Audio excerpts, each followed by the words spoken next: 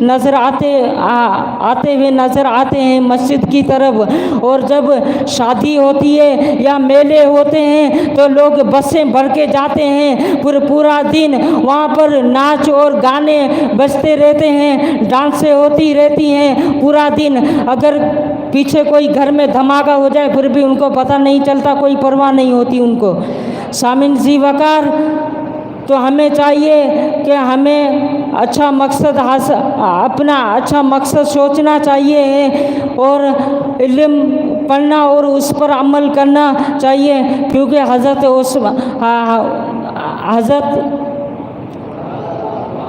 حضرت امام شافعی رحمۃ اللہ تعالی علیہ فرماتے ہیں کہ وقت ایک تلوار ہے، اگر بندہ کوئی اس کو پکڑ لیتا ہے تو وہ معاملات کو کاٹتی ہوئی جا رہی ہوتی ہے، اگر اس کی کوئی قدر نہیں کرتا پھر وہ خود کاٹ دیتی ہے۔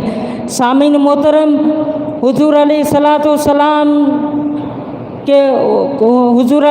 السلام ایک مسجد نبوی کے اندر ایک بوڑھی خاتون تھی، جھاڑو دے رہی تھی، اور حضور علیہ السلام آئے اور اس کو دیکھا۔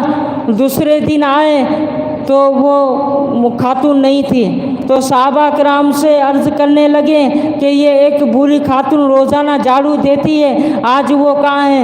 تو صحابہ کرام رضی اللہ تعالیٰ عنہ نے فرمایا کہ حضور وہ تو بیمار ہو چکی ہے۔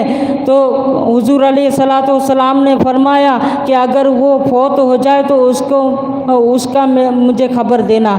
تو صحابہ کرام رضوان اللہ تعالیٰ اجمعین میں وہ فوت ہو گئی اور ان کو دفنا دیا اور اس کو کفن دیا، نماز جنازہ پڑھ کر اس کو دفنا دیا۔ وہ مناسب نہیں سمجھتے کہ حضور علیہ السلام کو ہم تکلیف دیں، کیونکہ بہت شدید سردیاں چل رہی تھی۔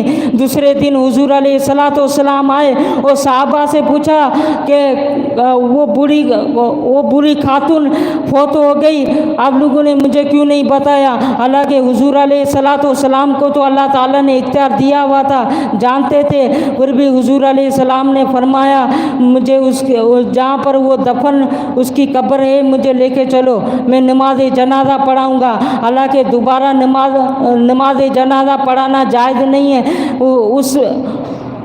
دوبارہ نماز جنازہ پڑھانا جائز نہیں ہے، وہ حضور علیہ السلام اس کے خود وارث تھے، اس لیے نماز جنازہ دوسری مرتبہ پڑھائی گئی۔ سامعین ذی وقار، حضور علیہ السلام کی خدمت میں ایک صحابی حضرت طلحہ رضی اللہ تعالیٰ عنہ سے روایت ہے کہ حضور علیہ السلام کی خدمت میں ایک صحابی رسول حاضر ہوئے اور فرمانے لگے کہ اسلام کیا ہے؟ آپ نے فرمایا کلمہ شہادت پڑھ کر فرمایا کہ دن میں 5 وقت کی نمازیں۔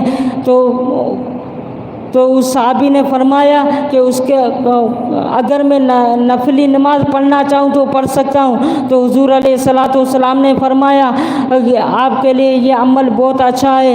اس کے بعد فرمایا کیا رمضان سال کے 1 مہینے میں رمضان کے روزے رکھنے ہیں؟ تو انہوں نے فرمایا کہ یا رسول اللہ اگر میں نفلی روزہ رکھوں تو میرے لیے کیا حکم ہے؟ تو آپ نے فرمایا نفلی روزہ بھی رکھ سکتے ہو، آپ کے لیے اچھا ہے۔ اور پھر فرمایا کیا ہے کہ زکوٰۃ ادا کروانی ہے۔ تو حضور علیہ السلام نے فرمایا زکوٰۃ ادا کرنی ہے، اور اس وما علیہ